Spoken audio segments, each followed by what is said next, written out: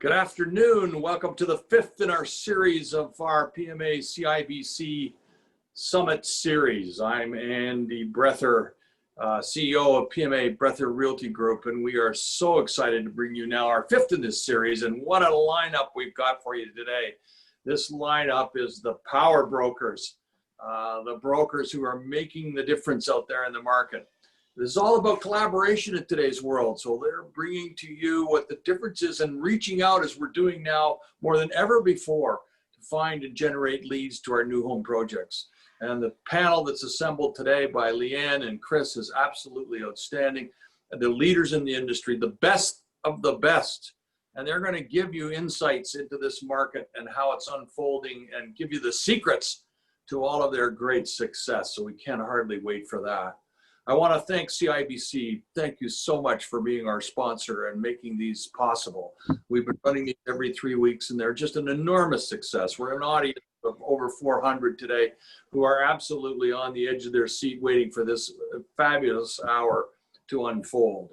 I want to thank Reliance Home Comfort, New Homes Magazine, and of course Build, who has been a very powerful supporter of making these happen.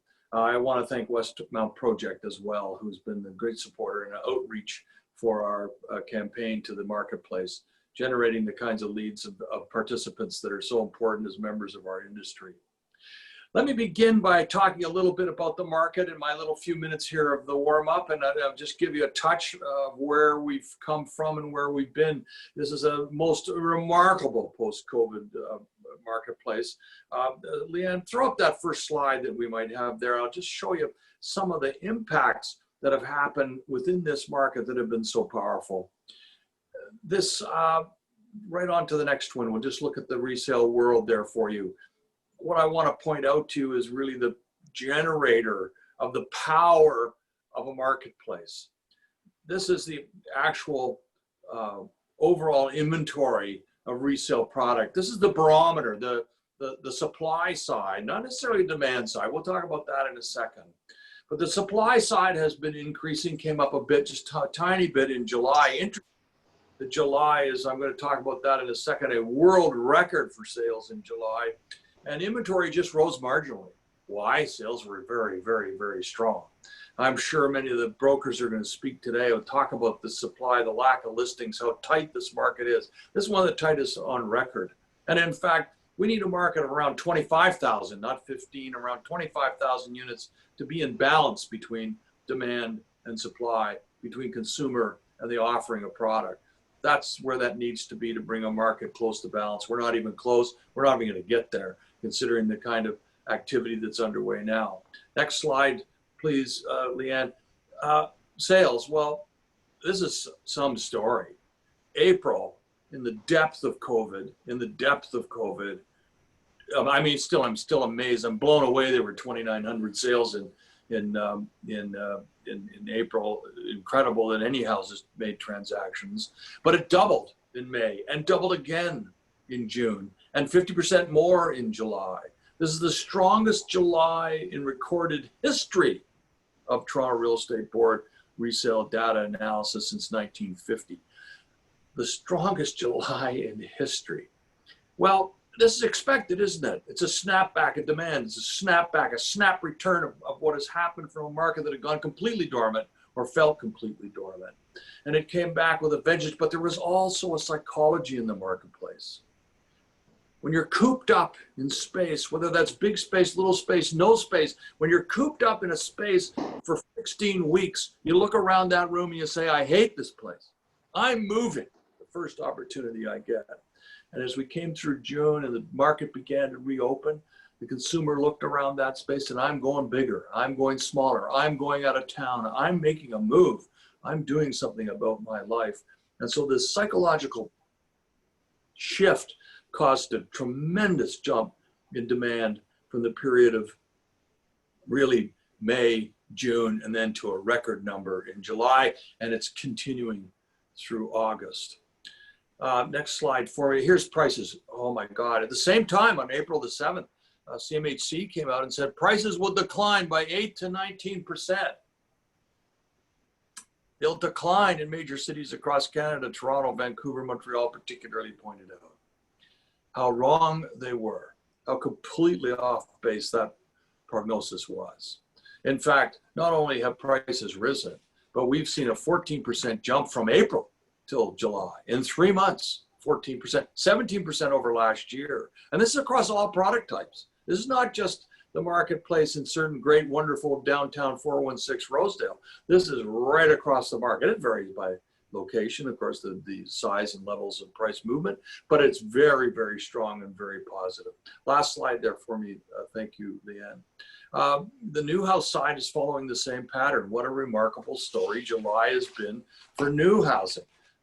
The data just came out yesterday. It's 36% up year over year. Big shift in low-rise, ground-oriented housing. Even larger shift to the 905 versus 416. Again, to be expected. But condo didn't die. The market didn't just fold up its tent and go home. It's flat, but it takes a lot to get the prep going to bring on a new high-rise building. You'll see a lot more in the fall. And I can give you a long list of very successful projects that have been tremendously driven by the investor for future rental, because the investor is looking 4 years from now, past the COVID. It doesn't mean anything. It's an investment for a long-term period of equity appreciation and stability of the rental market. So these are the factors that go into the high-rise game, and it's going to continue along a torrid pace in the fall. You just watch. The one big concern, I'm showing you supply here, is just that.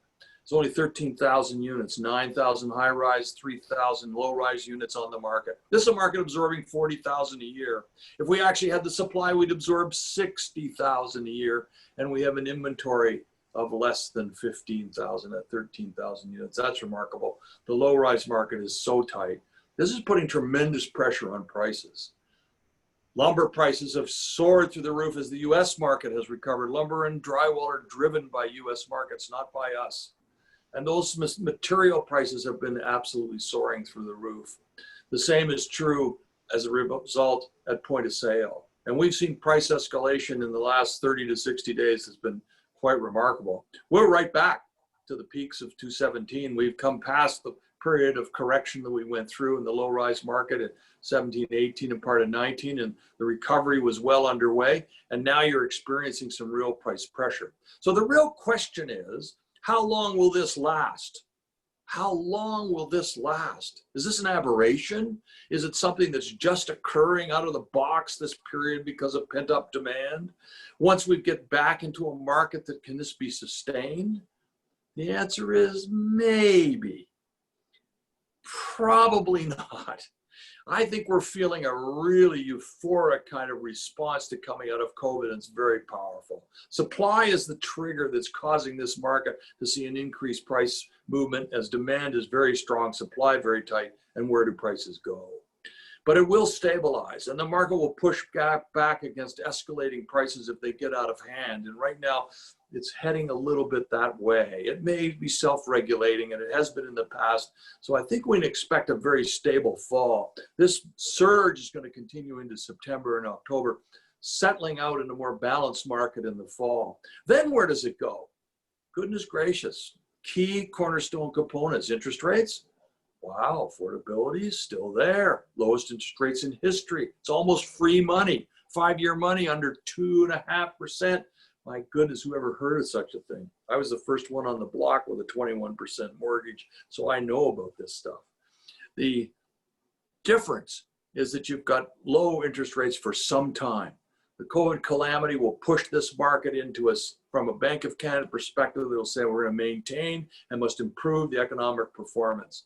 That's done in many ways through money management and interest rate allocation. And so we'll see it stay low for a long time, well into 2021. What about immigration? Well, our brokers are going to talk about that and how the high impact of immigration to Canada. But right now it's at zero, from 400,000 a year to zero. Well, it will come back, politically driven, needs a vaccine. We're going to need some kind of reassurance factor of testing and other factors that will cause the political leadership to say, yes, we can rebuild the immigration funnel. It needs to come. It has to come. It's part of our economic engine. It's extremely important for our growth. But for the first quarter, maybe in the first half of 2021, we're going to be stumbling out of the immigration box. So not as much strong demand from that side, which is really part of the rental market. That's going to affect more rental than it will home ownership in the short term. The long term is going to be very important. And the other factor is job creation. Can we bring back employment levels to where we were pre-COVID with unemployment below 5%? Highly unlikely in the short time. It's hovering around the 10% mark. We've had huge employment growth in this last little while. It's been tremendous. Can it be sustained? Probably stabilizing. Questionable whether it continues. It could depend as much upon a COVID rebound or at least a second phase or a second wave, as it's sometimes called. But this is to be expected. Don't worry about it too much. It is to be expected. It'll capture the population 20 to 40, and they're generally not going to be impacted more than just an ugly, unfortunate flu bug. The ones that are at risk, of course, continue at risk, and those are the ones most vulnerable we have to protect. But I think we're getting very, very good at that. So it's not so much new cases, because those are going to surge a bit. It's actually the mortality rate, to watch that carefully. I don't think we're going to see significant change there. So what that means is that we've got a market coming to stability by late fall and continuing on a stable pattern, getting better actually in the second half of 2021 as immigration begins to come back and fuel, and as the market begins to pull away from the COVID issues and get back to more normal over a year from now. So that's the story of the market. It's absolutely remarkable. This is a tremendous testament to the belief and commitment to real estate that you and I, as these panelists will tell you, are part of the engine that makes it go. And it's part of what the whole sense of this market in Toronto is so special. Toronto's an island in North America. 6 million people, 54% were born somewhere else. You have this vast diversity of ethnicity that has a tremendous commitment to real estate. And as a result, as we move forward into this, coming out of this period, you're feeling that commitment right now, and it's going to continue. Thank you for your attention today. Let me turn it over to the incredible Chris Markovic, my president of PMA-Brethour Group, and let him introduce to you our superstars. There's one right now I see on the screen, the superstars of this market, the great leading brokers. Over to you, Chris, to introduce Vicky. Thank you. Thanks very much, Andy. And again, I'd like to thank our sponsors, especially CIBC, who without you guys at CIBC, we really wouldn't make this a reality. So thanks again to all of our sponsors, and thank you to our panelists. I'll do a quick intro of everybody on today's panel, and then we'll just get started. So we have today Andrew Fleur from Remax Condos Plus. Andrew also founded TrueCondos.com with the goal of becoming really the ultimate resource for investors in the Ontario market, across the Ontario market. In 2014, he started a podcast, which has had over 325,000 downloads. Andrew, share your secret with us. And really is, really working outside of the Toronto area into Hamilton, Kitchener, Ottawa, Calgary, and recently in 2019 was ranked number 6 of the 21,000 Remax agents in Canada. So welcome, Andrew. Vicky Wang, CEO, president and broker of Bay Street Group, one of the fastest growing real estate brokerages in the GTA. Bay Street is actively involved in residential, commercial, investment, property management, and a real focus on pre-construction sales, which is what we're all about here, with a real philosophy surrounding customer service and customer service delivery. So welcome, Vicky. Thank you for joining us. Karan, Hundal from Homelife G1, broker, active in the GTA for the last 7-10 years, sold over 450 investment properties, and has all the awards and backup to prove it. Again, and it's a theme with all of the people we've assembled, that there's this real belief and philosophy surrounding customer service and providing the ultimate experience for all of our buyers. Mohammed Siddiqui from Legacy Point Real Estate, president and broker of Legacy Point, again, specializing in pre-construction. Legacy Point has experience working across different markets with a variety of different clients, both inside the GTA, out into the GTH, where I got to know Mohammed a little bit on some projects out in the Hamilton market. So welcome, Mohammed. Brigitte Obregon from GTA Homes, broker. Interesting story. Everybody has a past life and is able to bring those experiences. And what Brigitte did was work for IBM, and as you know, running major accounts with retail chain stores, and took a lot of those learnings and a lot of that experience and transferred it into this career today. So welcome, Brigitte. And then finally, David Vu, also from GTA Homes, broker. Again, worked at McDonald's and Eaton's. You gotta love that. And also, and importantly, a GMAC as a mortgage specialist. So thanks very much, David, for joining us. So we will get started right out of the gate. And my first questions are it's a one-part question, but I'm gonna call on three of you. We'll start with Vicky. What's the impact that you're seeing on the high-rise market today as a result of COVID? And the second part, is there a difference that you're seeing between pre-construction and resale? Vicky. Thank you, Chris. Thank you, PMA-Brethour, have me join today, and thank you everyone joining today's webinar. So we feel that COVID does create a lifestyle shift, but it's likely more out of the safety precautions in response to our current situation, and it should be just temporary. Some people tend to move away from the high-rise condos to avoid the frequent contacts with the other residents in the building. It is prevalent in the rental market, where the tenants they start renting the townhouses or other low-rise homes. When it comes to the buy and sell transactions, the good thing is we didn't see the price drop in both the resale and the pre-construction market. The buying power is coming back.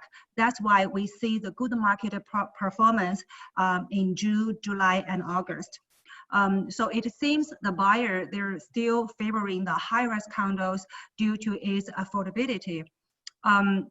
But be it resale or pre-construction, it's hard to give a percentage figure here. But we feel that more investors, they're inclined towards buying the pre-construction condos as they're closed 4 to 5 years later. This will help them to effectively ride through the current rental market volatility. Yeah. Andrew. What's your experience been? I know you do a lot right in the core in the 416. Yeah, thanks, Chris. Thanks for having me here.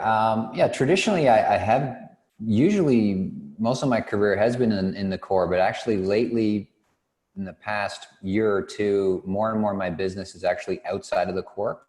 And I think a lot of that is driven by affordability. I'm thinking that's probably going to be a common theme in today's discussion, is affordability and concerns around that. So yeah, more and more buyers are interested in the pre-construction market, or are interested in markets outside of the core, actually. Drive till you qualify. Drive till you qualify. Yeah, it's even for investors, you're not driving anywhere, but you're just kind of shopped till you qualify, I guess. Well, I'd love to buy a condo downtown, Andrew, but I don't have, 150, 200K available to invest. So buyers are definitely looking elsewhere. In terms of the impact of COVID overall, I think that's the big question we're all, figuring out as an industry, as we go. I think, it's sort of feels like it's changing week to week, month to month. Are we towards the end of this COVID thing? Are we at the beginning of it? Or are we in the middle of it? It's really hard to say where things are going, but I liked what Andy said in the intro, just that there was definitely a strong sense of a snapback, as he put it, with the market in sort of, I would say, mid-June. It kind of hit us like a wave where everything was just asleep for April, May, and sort of most of June. And then a switch went off.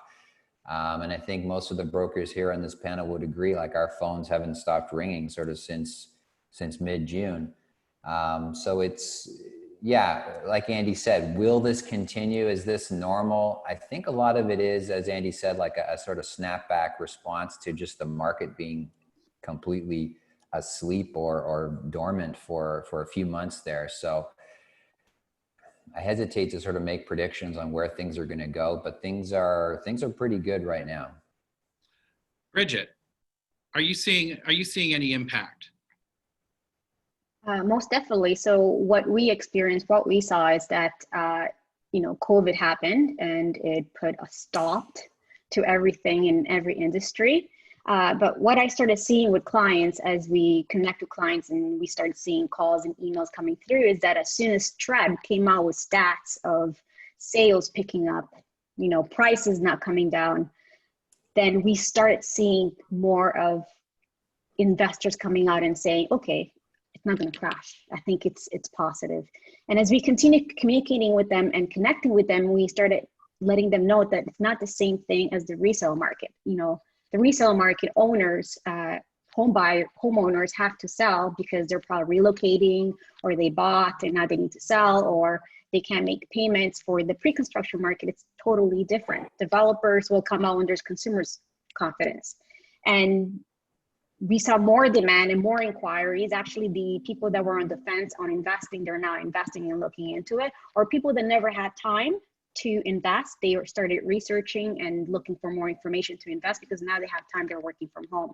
So if anything, I think TREB, the reports that came out in May, June, as Andy stated, that sales picked up, it boosted our investors' confidence. Excellent. It's interesting. The working from home and having more time, I can tell you, I've, a lot, day 2 of the shutdown, we essentially opened up dozens of new offices, sales offices all over the GTA in each of our sales reps' homes. So, that sentiment of working from home and having more time, I haven't learned that secret yet. I'm going to circle back to you, Andrew. I just wanted to go back. You alluded to some challenge. What are you finding to be the biggest challenge right now in our industry? I think if I'm narrowing it down to one thing, I'd probably say it's affordability. I think there's tremendous demand. I think there's tremendous interest in pre-construction real estate of all types. I think our market fundamentals are still very strong. I think, Toronto and GTA is like a rock star of a region to buy real estate in. And I think most people agree with that and have that sort of general sentiment. But I think the biggest challenge is just affordability and having options that people can actually afford. I always say, like 4, 5, 6 years ago, you could look at downtown Toronto and you could have your pick of many options of investment opportunities around 300 to 400,000. Many different opportunities were available to you. Now today, the entry level point in the downtown core, for example, is about 600 to 650,000, and that's just the entry level. The competition to get those units is fierce. So the market has just shifted so much in the last few years that it's made it very challenging for buyers to be able to afford to buy something. Of course, low rise, we all know what's happening in low rise. It's very hard to find anything under $1 million, of course, in low rise. So that is just mostly out of the question for most investors, which is primarily what I deal with. So yeah, I'd love to hear what everybody else thinks, but for me, I think the biggest challenge is for us as an industry to keep growth and keep momentum and keep this train moving is to figure out creative ways to give people affordable options to keep buying and keep investing. A big part of the investment piece has been the flow of foreign capital and immigration. Like Andy was saying, we went from 400,000 to 0, like that. Brigitte, how have you seen impact from that lack of the influx of foreign capital and immigration? So for immigration, we educate clients. Most of our clients are investors and they're long-term. It hasn't affected us at all. So even though immigration stopped and the borders are closed and we're not receiving any people coming into Canada, we have investors still buying, because at the end of the day, we educate them. We tell them that it's not going to be finished today. They're not going to rent it out today. They're not going to be selling it today. So, and we have the stats as well, which, you know, in order for us to grow, in order for Canada to grow, we need people. So these people are going to be coming. So that's the message that we deliver to our clients. And because we're always communicating, we're always educating, providing valuable information, which at the end of the day, that's how they make their decision, has not impacted any of our clients from buying. If anything, I tell them that this is going to pass. In 2021, everything's going to be picking up. Immigration will start opening. The borders will start opening. If anything, it's going to double. And by the time, you know, the project is completed, it's leased out, they sell, which probably will be in 2030, 2035, we'll probably have COVID 5.0. So this will not affect us. It's not affecting us, and I don't think it will. Karan, similar question on the foreign capital. Have you seen any change as a result of issues, even coming out of other parts of, you know, with global issues that are happening today? Are you seeing is your phone ringing from different places? Hi, Chris. Thank you for having me. Actually, Canada has been always a popular choice for foreign investors. But I haven't seen any spike due to COVID yet, but I feel that it can gradually increase as the restrictions will go away and the business will get to the normal. Many foreign investors, you know, they travel to Canada as well, and they look at the properties, then they make the purchase. And those travel restrictions are definitely keeping some foreign investors away right now. At the same time, the foreign students as well. Many foreign students, when they come here, their families, they buy properties for them so they can stay. So those people will be, these foreign students are not coming for the fall semester. So that restriction is another thing that is keeping some of the foreign investors out right now. But eventually, Canada is dealing with the COVID much better than other countries worldwide and globally. And our real estate is coming out very strong comparatively to any other country. So eventually, definitely there is still foreign investors who are investing, and there will be more and more foreign investors who will be coming back looking at how Canada has handled. But due to these some restrictions of the travel and other restrictions in place, I feel that there is no spike yet. However, I have seen that some Canadians who are working in the United States, or I had a buyer last week from Saudi Arabia. He's a Canadian, but working in Saudi Arabia for a company, but they're buying real estate in Canada. That we have been making sales, doing virtual meetings with them, and they did bought last week and so on.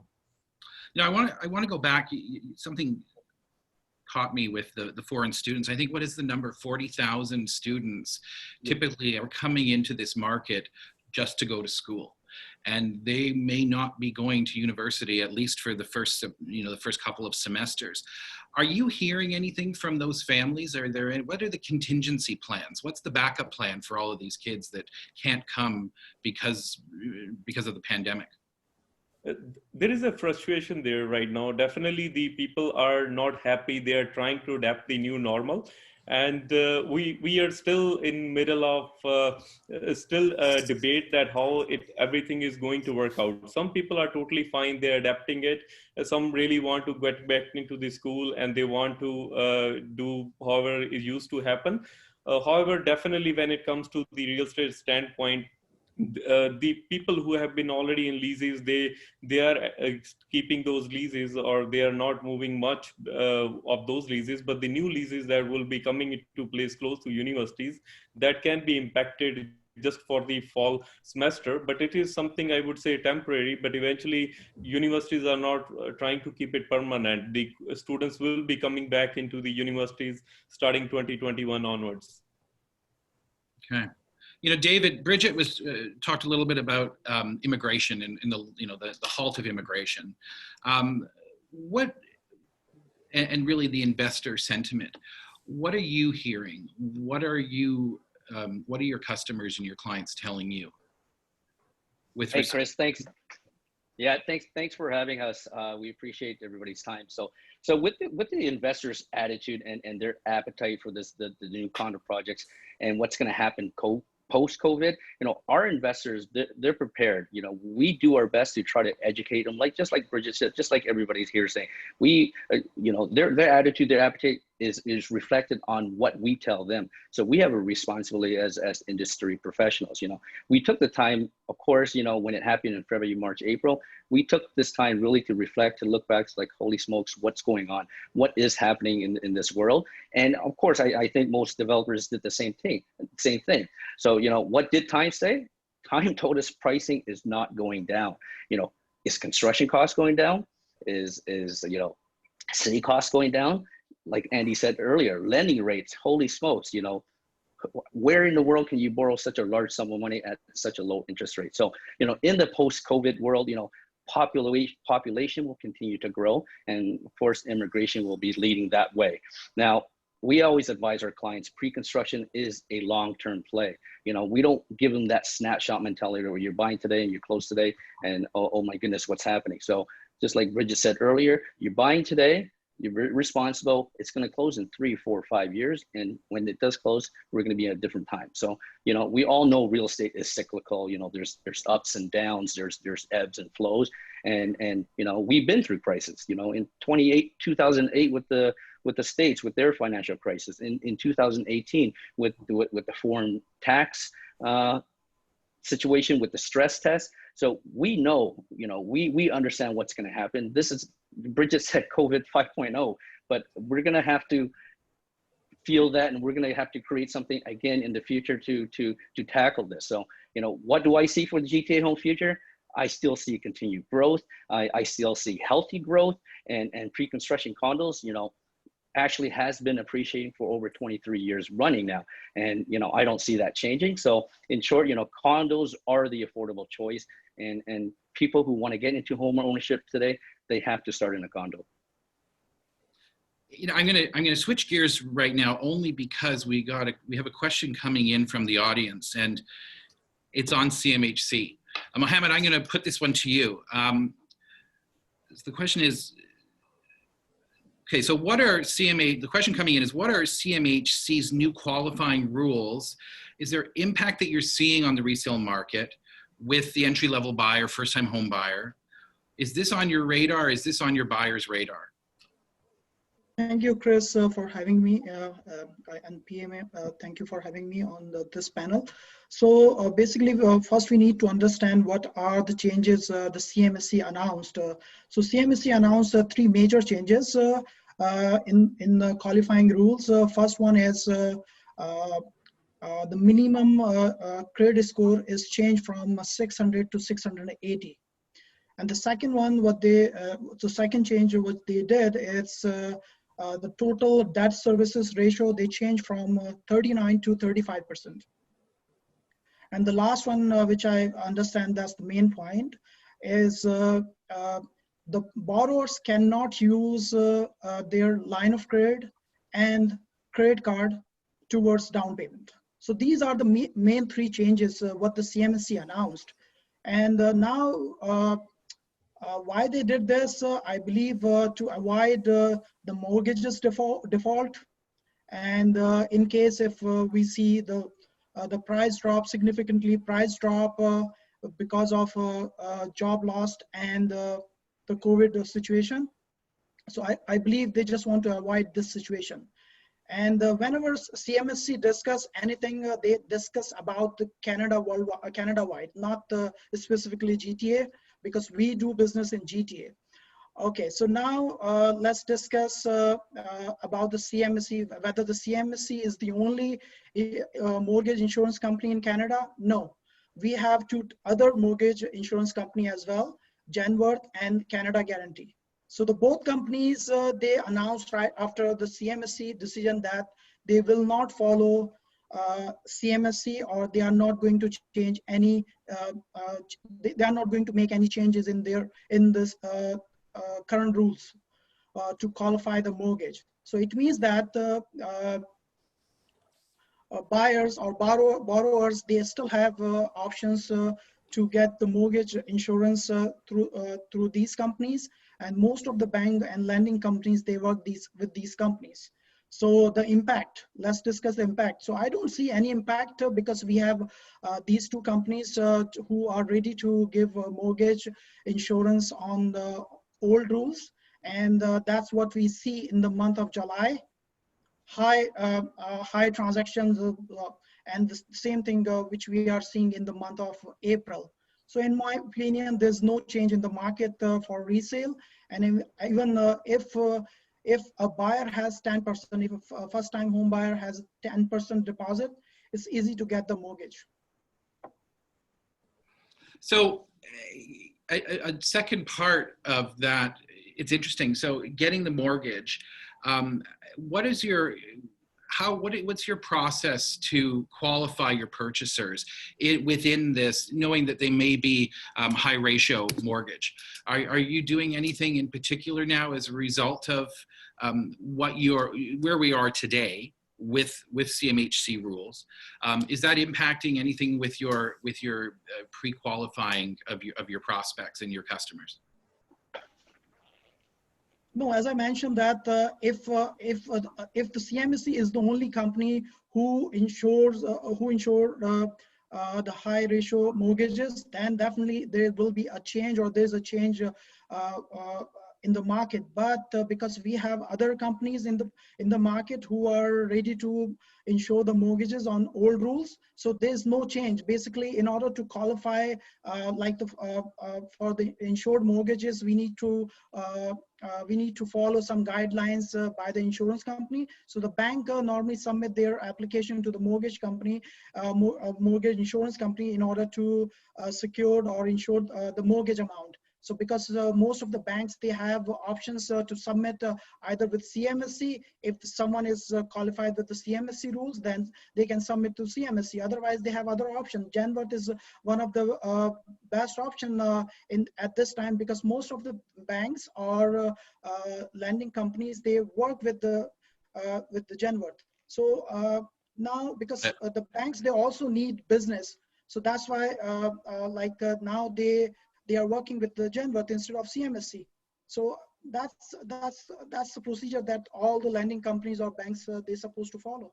Got it. Good. Okay. Thank you. I've got one more question and themes around the theme of impact and where we are because of the pandemic. And then we're going to switch gears a little bit and go through some housekeeping and process topics. But the last one is a question for Andrew. We're hearing a lot about people who are, the walls are closing in on them. They live in the core. They want to, that whole idea of drive till you qualify. They can work from anywhere now. Are you really seeing solid examples of that in your own business?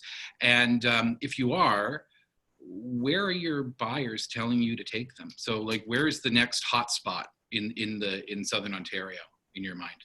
Andrew? Yeah, funny enough, just this morning, I got a call from a longtime client actually who bought a pre-construction condo downtown. She's been living in it for a few years, and she just called me. She says she wants to sell her condo and buy in Prince Edward County.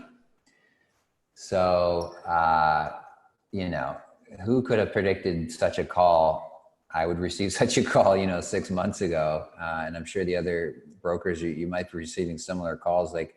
It's a weird time. It's all I keep saying, all the trends and everything that we have sort of counted on or seen developing over the last sort of 10, 15 years. In some ways, some things are the same, but in some ways, some things are turned completely on their head. It's very interesting. My personal opinion, I think, is this is a blip. I think in a year or two, we'll look back and say, yeah, that whole thing, that whole concept of, the cities are dead and everybody's going to move.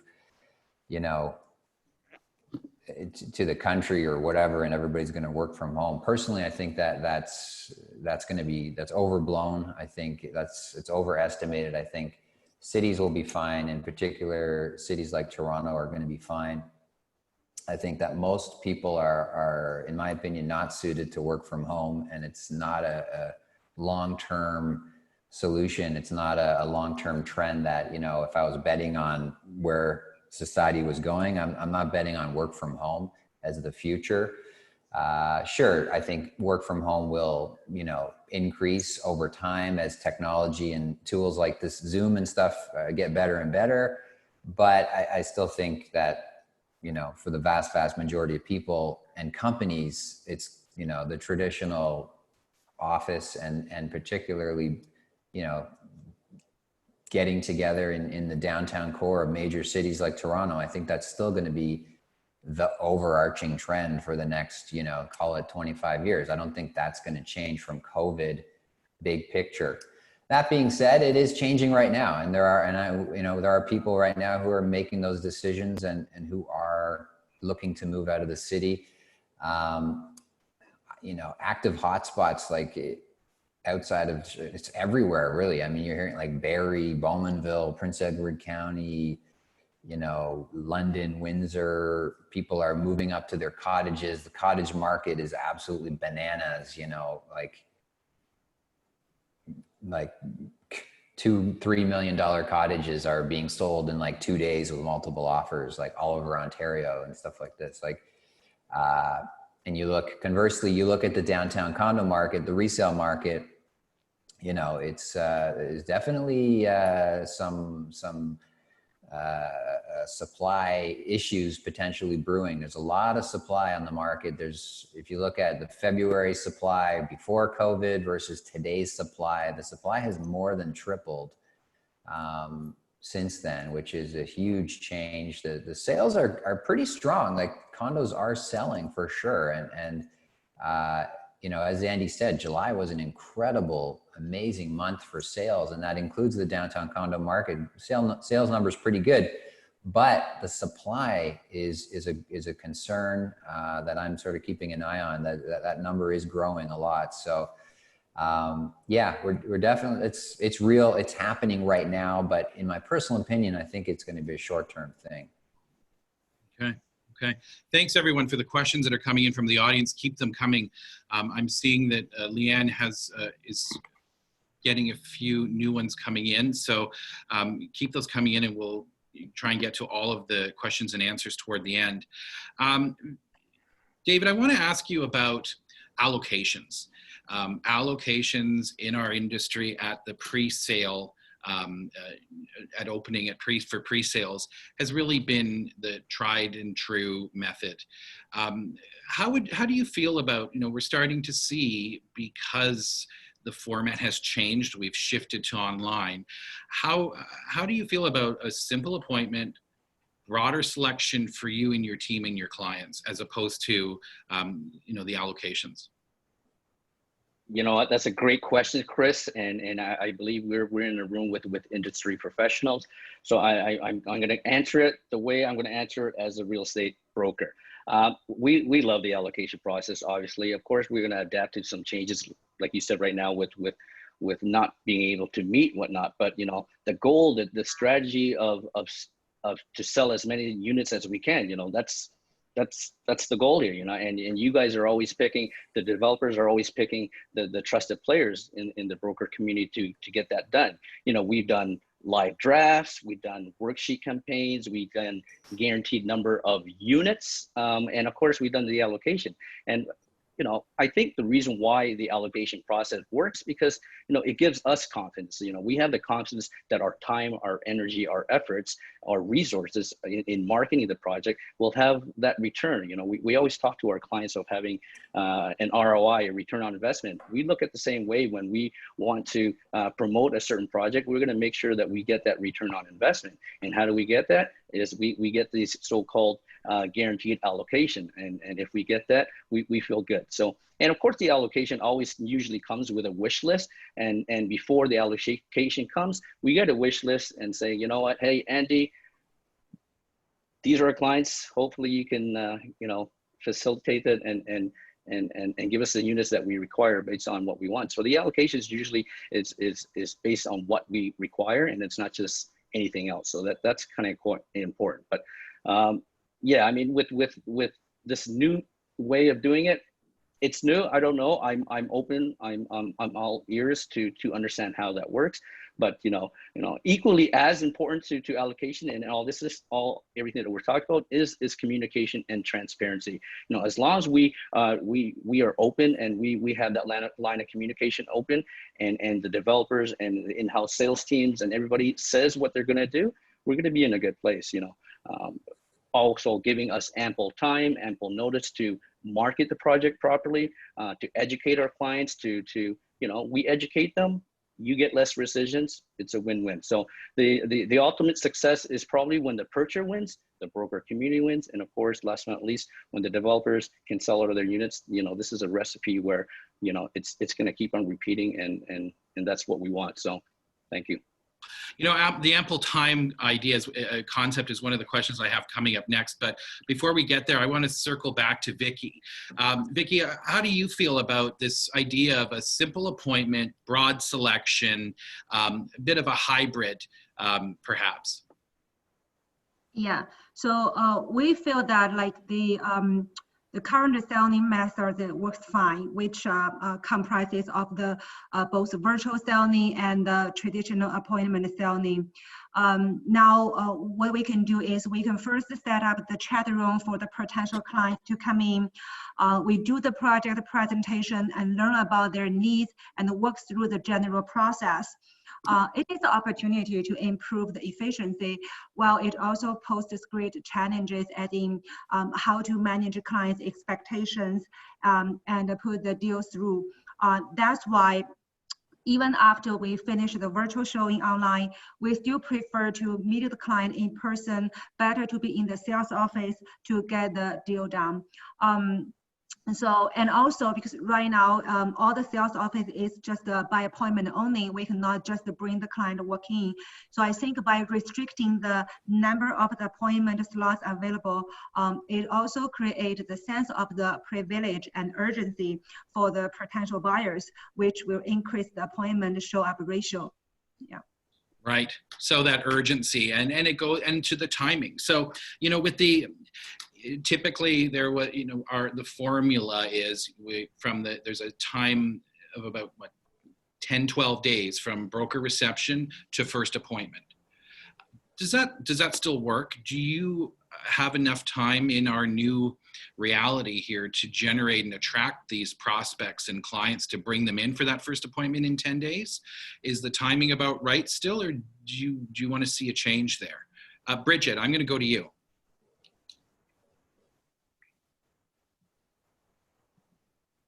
Chris, thank you for this question. This question actually, I ask every time I go seeing a developer or a listing brokerage, how much time do we have? When are we launching? Can we get some information? So it's not because of COVID.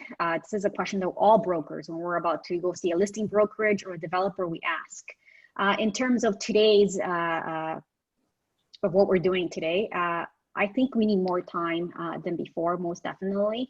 I would say the sooner the better that we get information, and also when we're going to start selling or launching.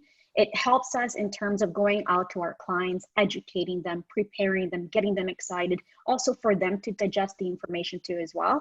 I would say we would need roughly between 3 to 6 months. And I don't mean like full brochure price list, just some general draft floor plans and, you know, on a sort of a time frame on when we're going to be launching. That's what we need in order to start getting clients ready. In terms of when we start selling, so now we're launching the project, now we're selling. Before we used to have, depending on who we were working with, developers, they would give us 72 hours.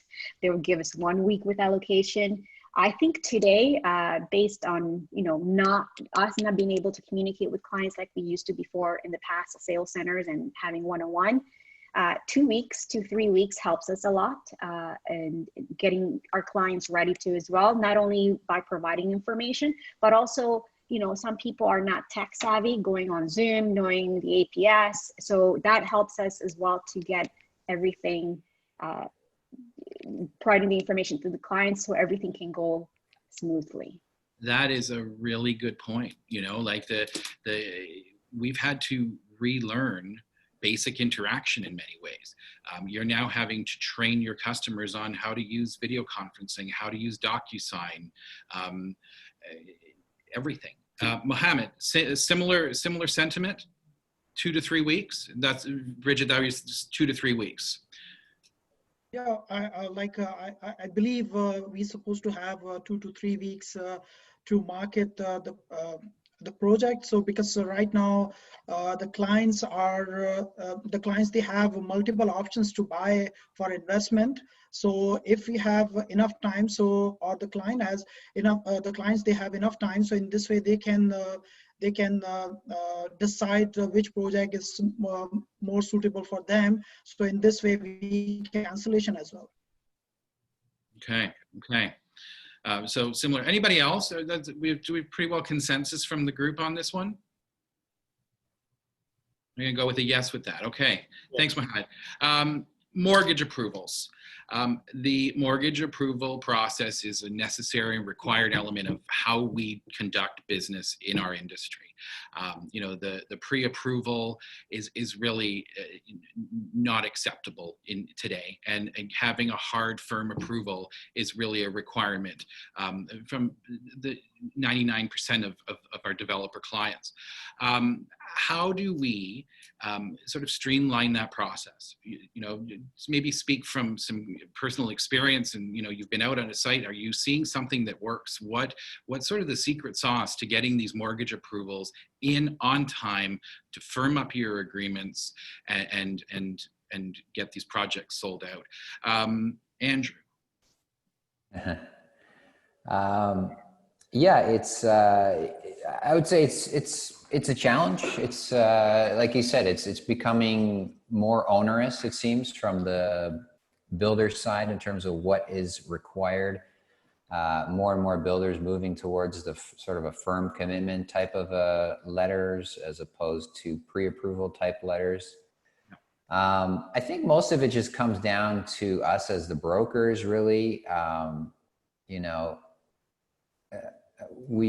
Everybody certainly on this panel, but I think most of the deals being done are by brokers like us who have a lot of experience, have a lot of deals under our belt. So we generally have the contacts that we need in terms of the lender's side to be able to get things done.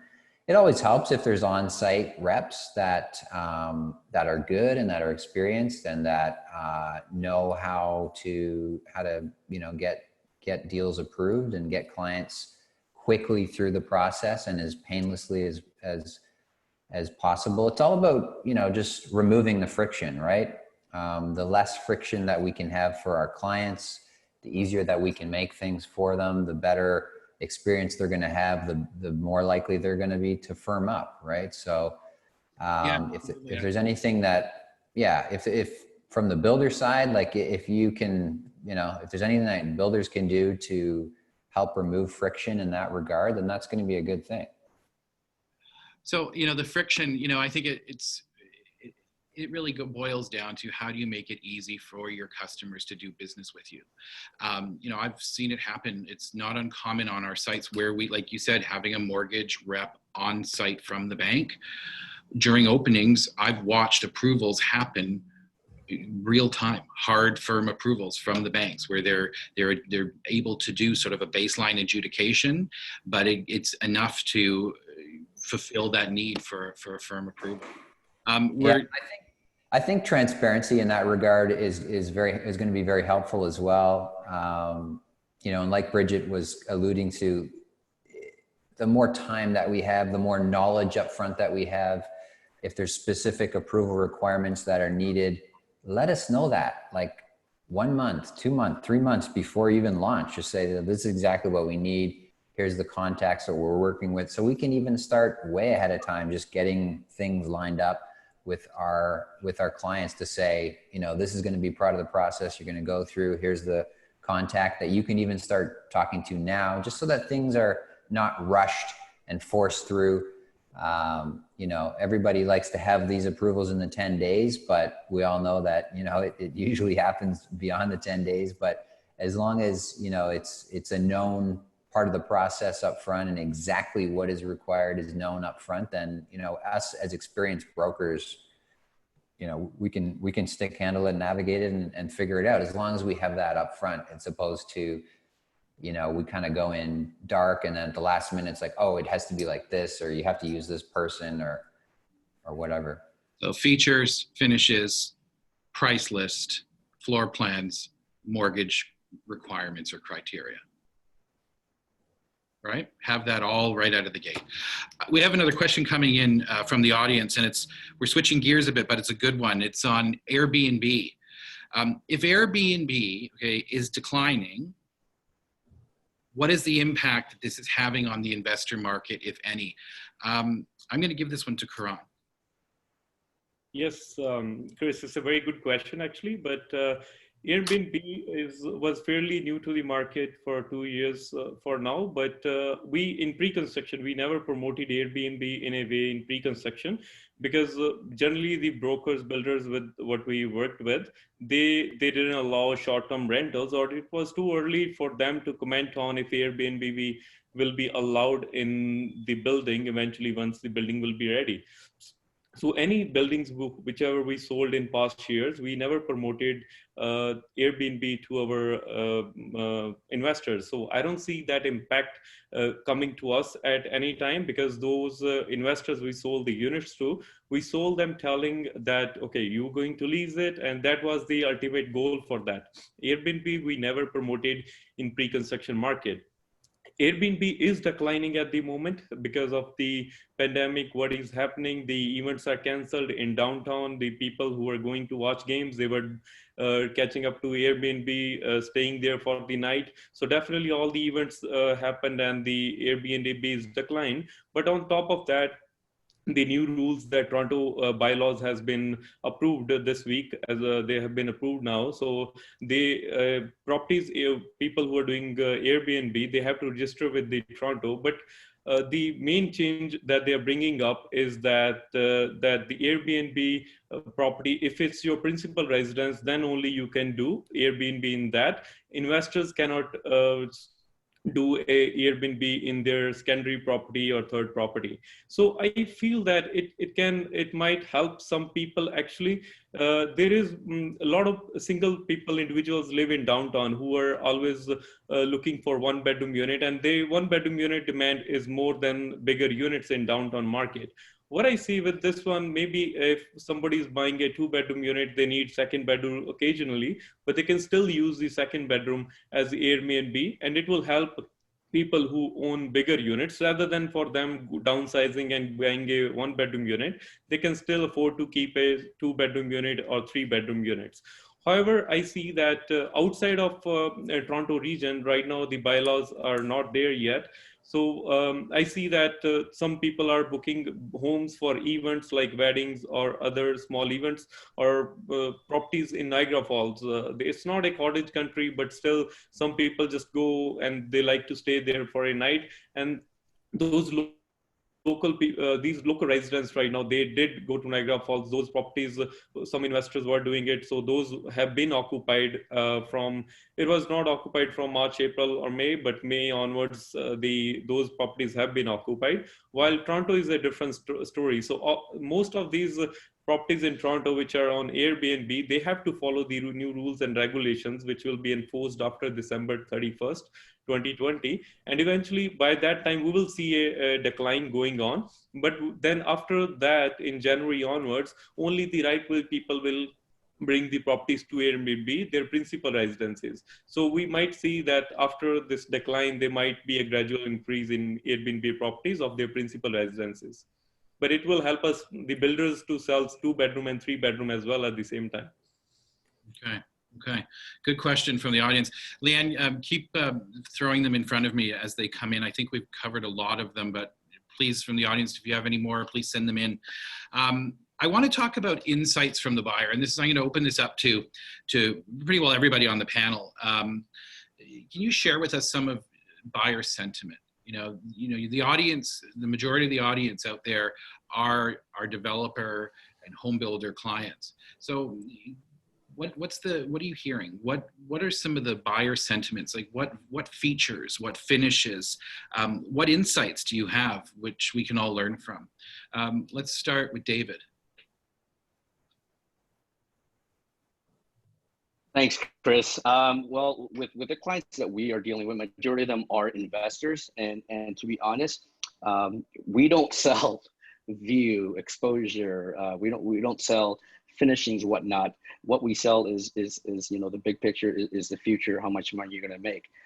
So I think from the sentiment viewpoint for buyers right now, they are looking for options with respect to COVID-19 and how they can buy. A lot of people like to do that touch and feel and go to the sales center and look at the finishing, the model suite. And of course, now you guys are being creative by doing those virtual tours and creating all that stuff, which is great. So just the purchaser sentiments as long as they get options. If people want to do virtual, great. If they want to go into a sales center, stretch out your appointments, as long as they can go there and do that as well, they're quite satisfied. So keeping options open for every type of clientele out there, and to allow them to be comfortable, to feel okay with the entire selling process. Vicky, same question. Do you have any insights? What are you hearing? Yeah, for our buyers, some of them, they're the end users and some of them are the investors. So they care probably like different things. And for end users, they do care about like the finish, and they want to see the model suite if we have. That's why for those buyers, normally we prefer to bring them to the sales office, let them to see the model suite or like the sample of the finish. And also they care about like the developer.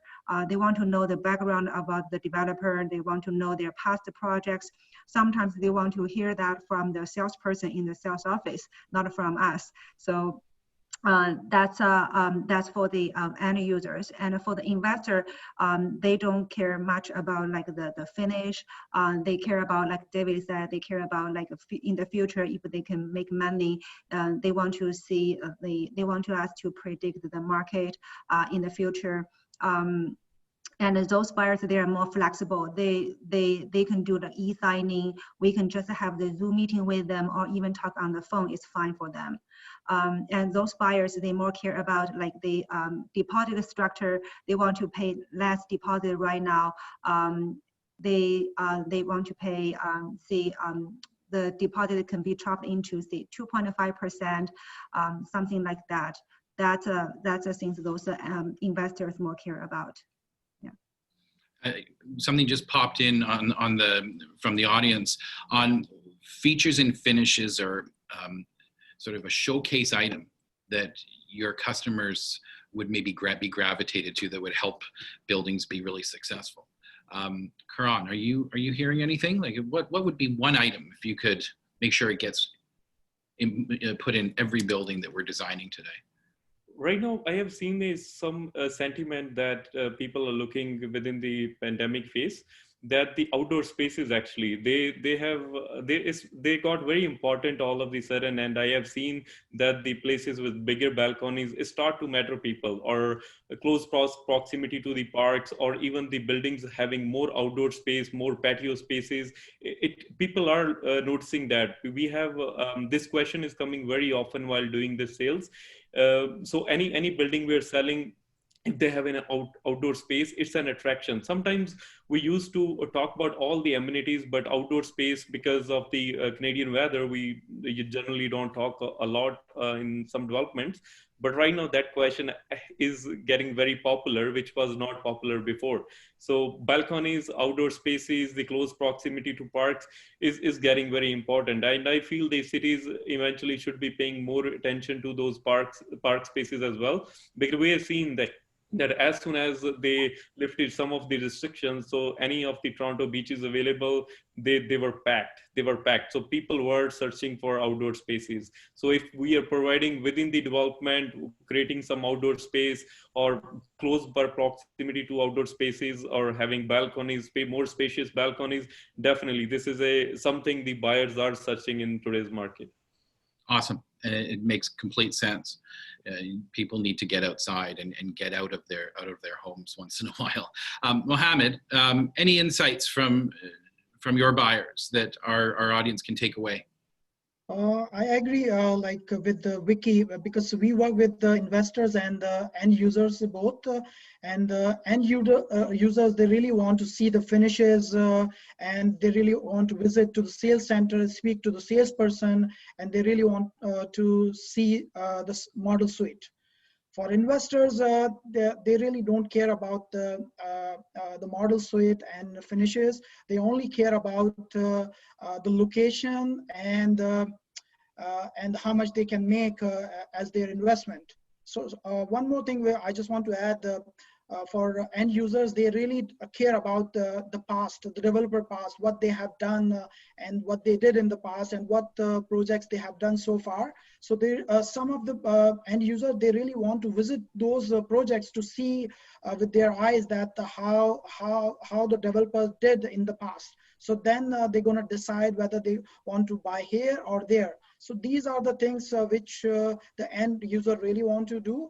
But for investors, they care about their investment, and in my opinion, they only care about the location, what location they are buying, and how much they can make down the road after 3 to 4 years.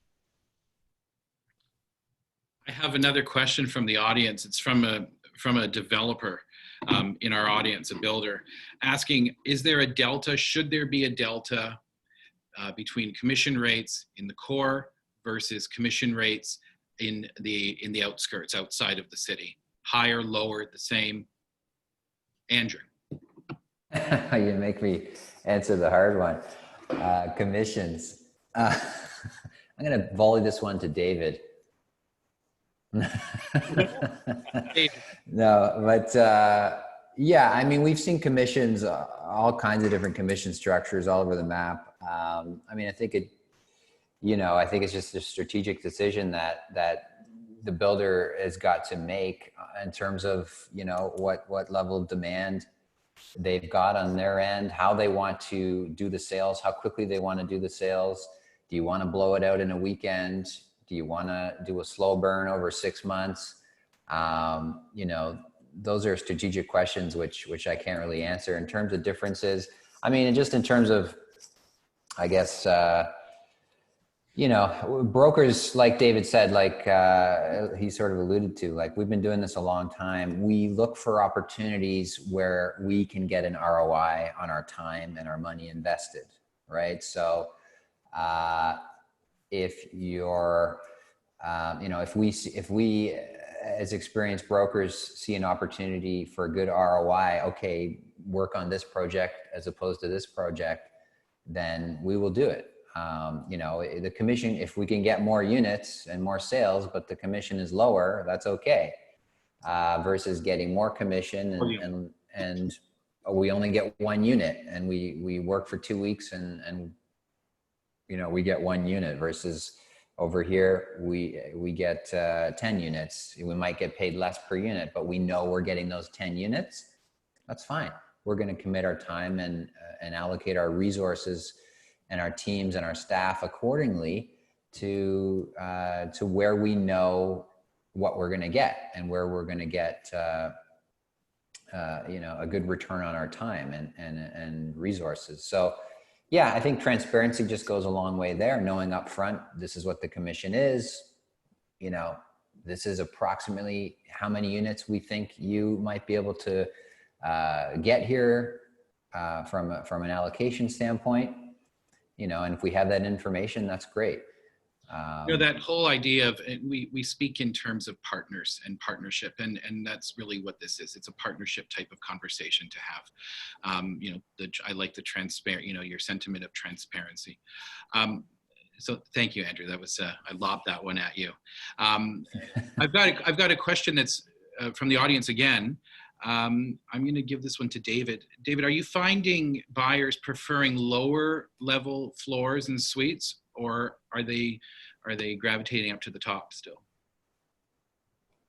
No, that's a great question, Chris. You know, we deal with every type of buyer out there. You know, if they're afraid of heights, yes, they want to be in the lower floors. Do they want the view? Do they want the exposure? Because they're an end user and they want what they want, then they want the height. So I don't know if I have a data or stat to say that I have a lot more people who want lower floors or higher floors.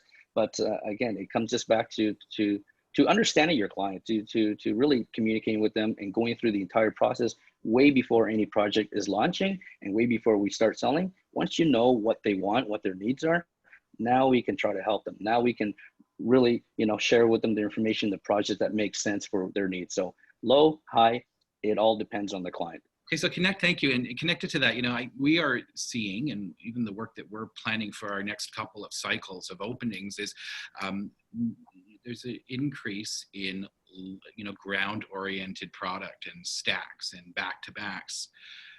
How do your investors feel? Or is there are you seeing, are you hearing about any noticeable preference between high-rise and low-rise units? Anybody, you know what? I'm going to put it out there. Anybody? Brigitte. Thank you, Chris. We like high rise. We like long term. You know, if we can buy something right now, wait for it to be built 7 years and lease it out. Real estate is long term. So we're more into condos, although we don't say no to low rise. But based on our investors who are here long term and they're willing to park their money and wait for it to grow, we believe condos are the way to go. Even though, you know, COVID is you know, making people change to go into low rise, but like Andrew said, I think this is just for now. I believe that eventually people will want to be downtown core. They're going to want to be right in the center of the city. They're going to be working from home, going to work. They want to get, you know, everywhere within less than, you know, 30 minutes, work, play, and learn. That's our mindset, and that's what I believe. So high rise for me. Thank you. I've got another question coming in. We're getting a lot of questions coming from the audience this session. It's great. It's why is the mortgage approval process a challenge? Who wants to throw their hand up for that one? Yes, sure. Go ahead. I think there is some challenge in mortgage process comes in place because of the different nature of the buyers. So sometimes people come into pre-construction and they're buying pre-construction for a reason, because they are not approved today, because they got a new job and they're hoping they will be getting approved in 3 years, 4 years from now. And in those scenarios, or sometimes there is a new immigrants whose credit score is not there to get approved for the mortgage letter right away or mortgage right away. So they have the capital to invest in real estate. They want to be a homeowners. So they want to buy in that day. So that is one of the challenging position when it comes to us to get that person approved for the mortgage. When I initially, but they're just starting their life or starting their job right now, but we see that they will be approved in 3 years. But at that point, when they're just giving away the deposit, it's get challenging to get that full approval done, for hard approval done for those particular clients. Okay, that's interesting. It's we could almost have an entire session on that topic. We're getting close to the wrap up, and I want everybody in the audience to stay to the end, because we're going to be drawing our 2 lunches courtesy of CIBC, as we always do. I like to end these sessions with that line of questioning, you know, the stop, start, and continue. So what are some things that we as an industry should look at maybe changing with respect to the process, whatever it is? This is wish list time. Okay, throw an idea up on the wall. What should we look to start doing differently? And finally, what should we just continue to do well at? who wants to put their hand up for that one, or else I'm going to put Andrew on the spot again. I can start it off. I think the biggest positive change that I think I've seen from our broker side, appreciating what the developer side has been doing over the COVID. For me, I think the biggest thing has been the flexibility on deposits. I think if we can continue that trend as an industry, as I said, affordability is a growing concern. So anything that we can do to make things more affordable to essentially increase demand, right? We need to get more buyers, potential buyers into our industry. So how can we do that? The simplest way is just to lower the financial requirements deposit-wise to get into pre-construction, right? So a lot of builders have shifted from for high-rise in particular, the typical 20% required. A lot of them have shifted to 15%, which of course was more common, 10, 15 years ago. 15% was very common, but it's been the exception over the past few years and not the norm.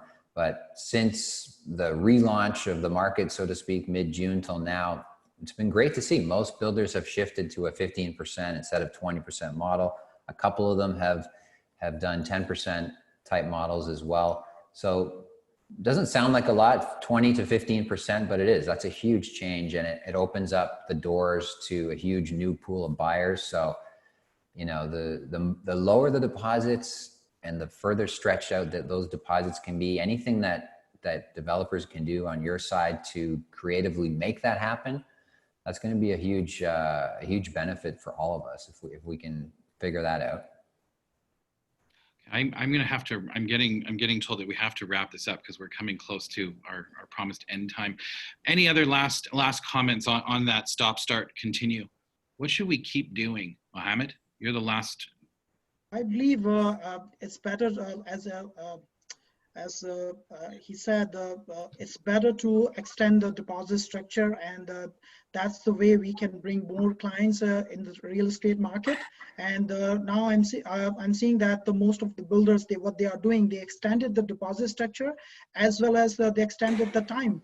So now they are asking 15% in 3 years, 5% in every year. So that boosts the market. That gives the boost to the market.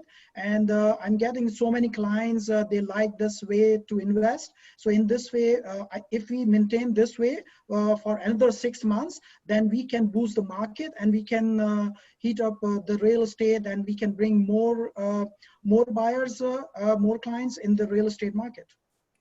Thank you. Thanks everyone on the panel. This was a really dynamic conversation this afternoon, and it was just based on all the questions coming in from the audience.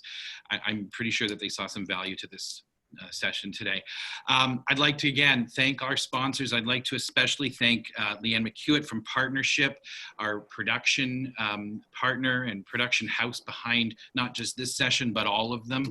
Leanne and the team has really made this seamless. Andy and I could not have done this by ourselves. Leanne, thank you. Let me give a 30 seconds before you do that special draw. I've worked a long time within this business, and I don't think I've met greater professionals than you've just witnessed over this last hour and a bit. Vicky, Andrew, Karan, Mohammed, Brigitte, David. What I called you the power brokers at the top of this show, and at the end of this show, you are the superstars. Well done. I've made more notes than any session we've done this year so far, and great insight, great contribution. Thank you very much from each of you, from here, all of us at PMA and CIBC. That was just an outstanding presentation. Chris, back to you. Oh, by the way, that number 6 session on September the 17th is none other than myself and the great Dr. Peter Anderson and the fabulous Dr. Frank Clayton. You're going to get a roundup of the old ABC report that we did back in the 20th century.